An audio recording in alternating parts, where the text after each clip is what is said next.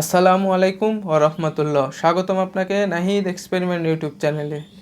আজকে আমরা এই সার্কিটটি তৈরি করা শিখব। এটি হচ্ছে 220 ভোল্ট এসি লাইন থেকে 12 ভোল্ট ডিসি লাইন তৈরি করার সার্কিট। তো এই সার্কিটে আপনারা এই সাইড দিয়ে 220 ভোল্ট এসি লাইন দিবেন এবং এই পাশ দিয়ে 12 ভোল্ট ডিসি লাইন পাবেন। তো আপনারা ভিডিওটি প্রথম থেকে শেষ পর্যন্ত দেখুন, কারণ ভিডিওতে সার্কিট ডায়াগ্রাম সহ ভালো করে বোঝানো হয়েছে।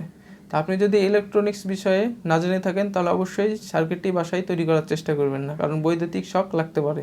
তো আপনি যদি এরকম ইলেকট্রনিক্স এবং এক্সপেরিমেন্টের ভিডিও পেতে চান তাহলে অবশ্যই চ্যানেলটি সাবস্ক্রাইব করে পাশে থাকা বেল আইকনটি চেপে রাখুন। চলুন তাহলে শুরু করি এই ভিডিও। একটি পিসিবি নিচ্ছি। এই পিসিবি আমি তৈরি করেছি। আপনারা যারা পিসিবি তৈরি করা জানেন না তারা উপরের আই বাটন এবং নিচে ডিসক্রিপশনে লিংক দেওয়া থাকবে, আপনারা সেখান থেকে দেখে নিতে পারেন। এবার নিচ্ছি 105J 400 ভোল্টের একটি ক্যাপাসিটর এবং এটি আমরা সার্কিটে বসিয়ে দিলাম। তো এখানে নিচ্ছি একটি 1M কোয়ার্টার ওয়াট রেজিস্টার। আপনারা যে কোনো ওয়াটের রেজিস্টার নিতে পারেন। এটি আমরা ব্যবহার করব ক্যাপাসিটর ডিসচার্জের জন্য। এবার একটি নিচ্ছি 5 ওহমস 1 ওয়াটের রেজিস্টার। আপনারা যে কোনো ওয়াটের ব্যবহার করতে পারেন। এবার নিচে একটি 1N 4060 ডায়োড। তো এটি আমরা পিসিবিতে বসিয়ে দিলাম। তো একইভাবে আমরা আরেকটি 1N 4060 ডায়োড নিলাম এবং এটিও একইভাবে পিসিবিতে বসিয়ে দিলাম। তো এবার আমরা আরেকটি 1N 4060 ডায়োড নিলাম ও এটিও পিসিবিতে বসিয়ে দিলাম।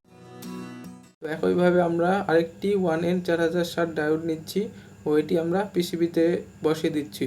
এই 4টি ডায়োড ব্রিজ রেকটিফায়ারের কাজ করবে। তো এবার আমরা একটি 470 মাইক্রোফ্যারাড 35 ভোল্টের ক্যাপাসিটর নিচ্ছি। তো এই ক্যাপাসিটর হচ্ছে ফিল্টারের কাজ করবে। তো আমরা এটি পিসিবিতে বসিয়ে দিলাম। তো এবার নিচ্ছে একটি 12 ভোল্টের জিনার ডায়োড। তো এই জিনার ডায়োড আমরা পিসিবিতে বসিয়ে দিলাম। তো আমরা নিচ্ছি কিছু তার যা এসি ইনের জন্য ব্যবহার করব। তো আমরা তার দুটি পিসিবিতে বসিয়ে দিলাম। তো এবার একইভাবে আমরা নিচ্ছি আরও 2টি তার ও এই 2টি তার আমরা পিসিবিতে বসালাম। তো এই 2টি তার আউটপুটের জন্য ব্যবহার করা হবে। তো আমরা পিসিবিতে সোল্ডার করে নিলাম। তো আমাদের পিসিবি রেডি। তো এই পিসিবির এই সাইড দিয়ে 220 ভোল্ট এসি লাইন হবে এবং এই সাইড দিয়ে 12 ভোল্ট ডিসি লাইন পাওয়া যাবে। এটি হচ্ছে 220 ভোল্ট এসি থেকে 12 ভোল্ট ডিসি পাওয়ার সাপ্লাই তৈরি করার সার্কিট ডায়াগ্রাম। তো এই সার্কিটে আপনারা এখান দিয়ে 220 ভোল্ট এসি লাইন দিবেন এবং এখান দিয়ে 12 ভোল্ট ডিসি লাইন আপনারা পাবেন। তো এই সার্কিটটিতে এই জিনার ডায়োডের ওপর নির্ভর করে এখানে আউটপুটে আপনারা সেই ভোল্ট পাবেন। এখানে যদি আপনারা জিনার ডায়োড 5 ভোল্টের দেন তাহলে আউটপুটে 5 ভোল্ট পাবেন। 9 ভোল্টের দিলে 9 ভোল্ট এবং যদি 12 ভোল্টের জিনার ডায়োড দেন তাহলে আউটপুটে 12 ভোল্ট পাবেন। আরেকটা জিনিস আপনারা মনে রাখবেন, আপনারা যদি অল্প অ্যাম্পিয়ারের কোনো কিছু চালাতে চান তাহলে এই সার্কিটটি কাজে আসবে। আপনারা যদি বেশি লোডের বা বেশি অ্যাম্পিয়ারের কিছু চালাতে চান তাহলে এই সার্কিটটি কাজে আসবে না।